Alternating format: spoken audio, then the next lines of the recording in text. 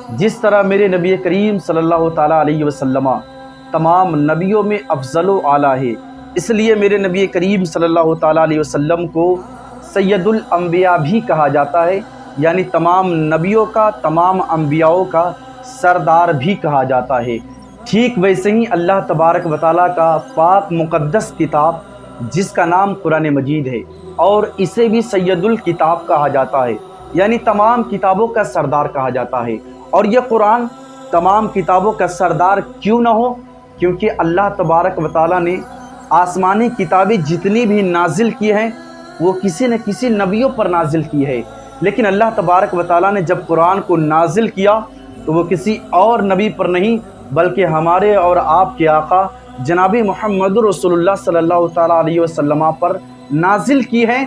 اس لیے میرے بزرگوں، دوستوں، عزیز نوجوان ساتھیوں، اپنی نگاہوں کو اٹھا کر پوری دنیا میں دیکھو، نہ میرے نبی کا جوڑا مل سکتا ہے، نہ قرآن مقدسہ کا جوڑا مل سکتا ہے۔ اور جس طرح اللہ تبارک و تعالیٰ کا کتاب قرآن مقدسہ تمام کتابوں کا سردار ہے، اسی طرح جمعہ کا دن تمام ایاموں کا سردار ہے، سید الایام کہا جاتا ہے، یعنی تمام دینوں کا سردار کہا جاتا ہے۔ دوستو، جمعے کی نماز کی بہت بڑی فضیلت ہے۔ حدیث پاک کی روشنی میں ایک واقعہ سماعت کرتے چلے کہ جمعہ کا دن تھا اور میرے آقا کریم صلی اللہ تعالیٰ علیہ وسلم جمعہ کی نماز پڑھانے کے لیے مسجد میں داخل ہوئے، اور جب خطبہ کا وقت ہوا تو میرے آقا کریم صلی اللہ تعالیٰ علیہ وسلم ممبر شریف کے پہلے زینے پر، پہلے سیڑھی پر آپ نے قدم رکھی تو آپ نے کہا آمین۔ پھر آپ نے دوسرے زینے پر آپ نے قدم رکھی، پھر آپ نے کہا آمین۔ پھر آپ نے تیسرے زینے پر آپ نے قدم رکھا تو پھر آپ نے کہا آمین۔ تو آپ نے جمعے کی نماز پڑھایا، خطبہ پڑھی، جمعے کی نماز آپ نے پڑھایا۔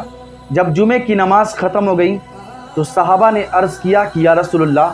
میرے ماں اور باپ آپ پہ قربان، جب آپ ممبر شریف پہ چڑھ رہے تھے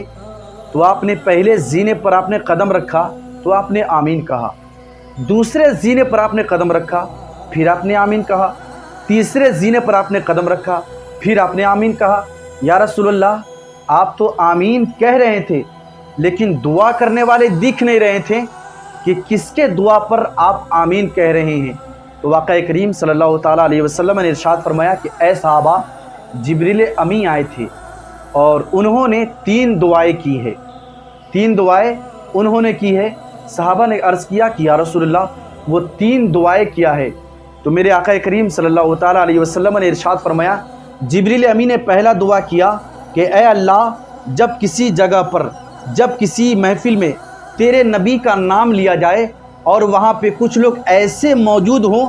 جو تیرے نبی کے نام لینے کے بعد بھی تیرے نبی پر درود نہ پڑھے، تو اسے اپنے رحمت سے دور کر دے۔ پتہ چلا کہ میرے نبی کا نام جب بھی کسی جگہ پر لیا جائے، یا دکان میں لیا جائے، یا مکان میں لیا جائے، یا کسی میدان میں لیا جائے، یا دوست نبی کا نام لے یا دشمن نبی کا نام لے، جب بھی کوئی انسان کسی جگہ پر میرے نبی کا نام لے تو نام کے بعد صلی اللہ علیہ وسلم ضرور پڑھا کرے۔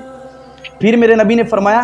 کہ جبریل امی نے دوسری دعا یہ کی ہے کہ جو انسان اپنے ماں باپ کو بڑھاپے کی عالم میں پائے اور اسے خدمت نہ کرے تو جبریل نے یہ دعا کی ہے رب کی بارگاہ میں کہ تو اسے اپنی رحمت سے دور کر دے۔ یعنی جو انسان اپنے بڑھاپے کی عالم میں ماں باپ کو پایا، دونوں میں سے کسی ایک کو پایا یا دونوں کو پایا، اگر اس کی خدمت اس نے نہ کیا تو جبریل امی نے اللہ کی بارگاہ میں دعا کیا کہ مولا تو اسے بھی اپنے رحمت سے دور کر دے۔ پھر میرے نبی نے فرمایا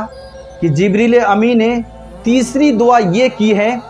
کہ اے اللہ، جو رمضان شریف کے مہینے پائے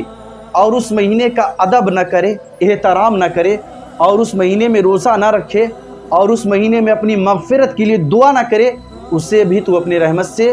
دور کر دے۔